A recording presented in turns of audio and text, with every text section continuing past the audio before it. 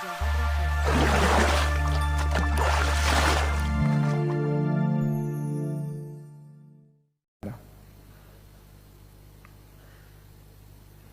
mau cerita sedikit tentang kemarin saya pas pulang dari Aceh, kebetulan saya naik pesawat, ke sebelah saya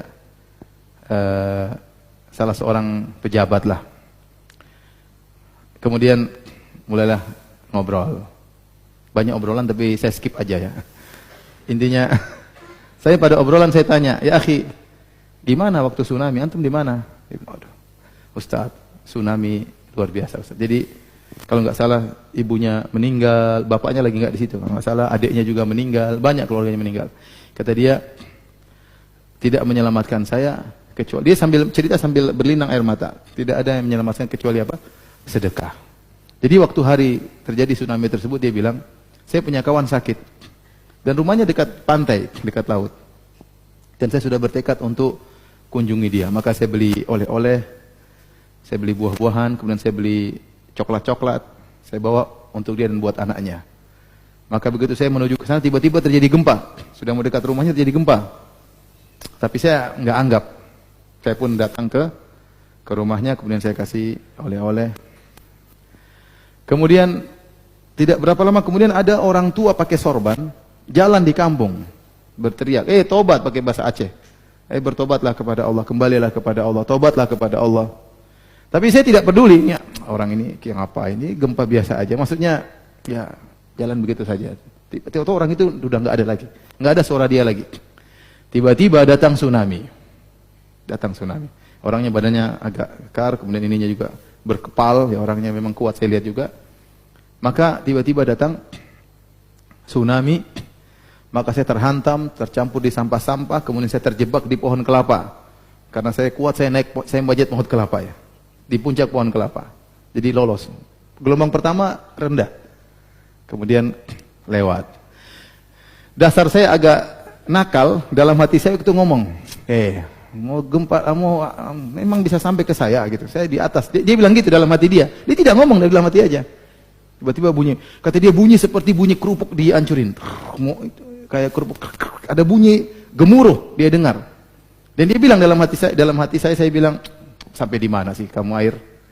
Subhanallah, datang air kedua, akhirnya hantam dia sampai atas kelapa dia masuk. Kena dia kemudian masuk ke dalam di bawah dasar. Saat itu dia langsung bilang, ya Allah, ampun ya Allah, ampun. Begitu dia ngomong seperti itu, mungkin dalam hatinya dia ngomong seperti itu, subhanallah maha mendengar, bahkan bukan suara lisan, suara hati pun Allah dengar. Tiba-tiba dia diangkat oleh Allah, dan dia bilang, ini saya selamat karena sedekah. Karena saya datang benar-benar niat mau kasih sedekah jenguk orang sakit yang kasih sedekah sama dia. Kemudian saya diangkat, tahu-tahu saya dilemparkan di atas spring bed. Spring bed besar, diterapung di atas air, saya terhantam di atas spring bed tersebut. Di ujung spring bed ada kalajengking, ada lipan, ada ular. Jadi ini spring bed, saya di ujung, kalajengking di ujung situ. Sama-sama pengertian. Jadi kalau nyingking di situ, ya benar kata dia, Ustadz, sudah. Ustadz belum pernah lihat, Ustadz belum pernah lihat ular ketakutan kan? Saya pernah lihat ular ketakutan. Ustadz nggak pernah lihat kalajengking ketakutan. Saya lihat kalajengking ketakutan. Mereka diam sudah pasrah. Kata dia, saya baju lepas, celana lepas, telanjang bulat, dibawa oleh air tersebut. Subhanallah. Dan tidak ada rasa malu sama sekali. Lihat orang tenggelam, orang mati semua. Tidak ada kepikiran masalah malu-malu, nggak ada. Akhirnya Allah bawa saya ke tepi tempat yang aman. Kemudian saya pergi, kalajengking lain juga nggak tahu bagaimana. Ya mungkin dia bingung kan, lihat orang telanjang juga bingung. Saya nggak ngomong gitu, saya diam aja. Intinya subhanallah, kata dia, itulah apa namanya, Allah maha mendengar ya.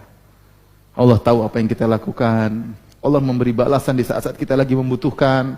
Kalau tidak ada yang bisa menolong kita, kita terjebak dalam kesulitan, ada Allah Subhanahu wa taala. Hal seperti ini membuat kita cinta kepada Allah Subhanahu. Ingat tentang nikmat-nikmat yang Allah berikan kepada kita. Saya bilang, ya akhi, ente beruntung akhi, ente diberi pelajaran oleh Allah yang jarang orang dapatkan pelajaran seperti itu. Ya, dan itu dia ingat terus.